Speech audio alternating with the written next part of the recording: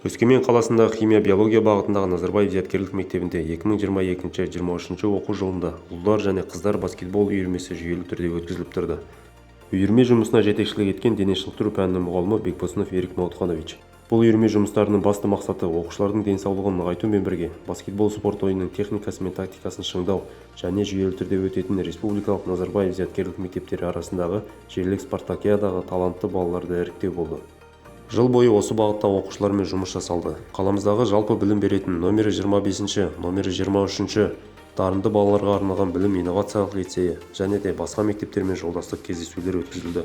Оқушыларымыз жолдастық кездесуден тәжірибе жинап қана қоймай, сонымен қатар олармен танысып, жақсы қарым-қатынаста болып, өздеріне жаңа достар тапты. Жалпы осындай кездесулерді жиі өткізіп тұру оқушыларымыздың дайындығына өте тиімді. Және де осы жұмыстармен қатар әр сынып параллельдеріне ұлдарға және қыздарға жарыстар өткізілді.